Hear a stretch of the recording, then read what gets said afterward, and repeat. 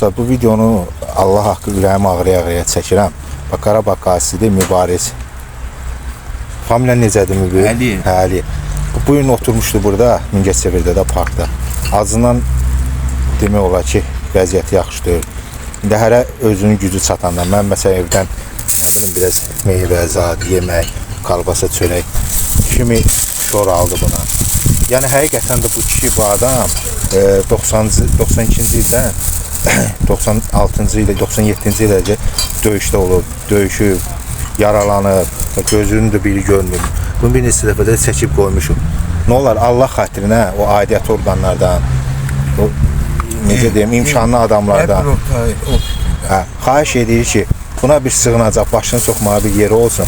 Bir də azından ölmez. Düzdür, pensiya alır, amma pensiyasını həm kreditə çıxırlar. Adına bunu kimsə kredit götürüb, həm də ki alimentə pul çıxır. Heç onun cibində uzağa 80 manat veteran pulu qalır. Onunla da dolana bilmir. Bu günləri biz gördük, acından da yəni pis vəziyyətə düşüb, hərə imkanı daxilində yenə də biri şor aldı. Mən evdən tutaq ki, həm kalbasa, çörək, mənim də gücüm nəyəcə, mən özüm də bundan 5 betə kəs.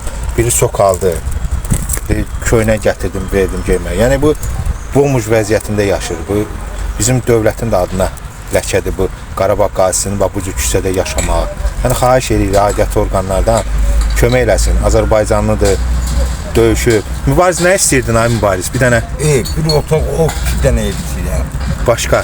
Sən yeməyi hardan tapıb yeyirsən ay Mübariz? 80 manat pul qalırdı mən. Yox, sənə kimsə köməkli eləyir burada? Ölürlər. Tanıyan adamlar ölürlər. Nə alırlar sənə ay Mübariz? Çörək, yemək alırlar, sağ olun. Nə olar, xahiş edirəm, yenə də deyirəm, o ürəyi geniş, nə bilim, Allahı sevən insanlardan həqiqətən də ürəyimiz ağrıyır. Mənim özüm imkanım yoxdur, mən ona nə olsa köməkliyi eləyərəm.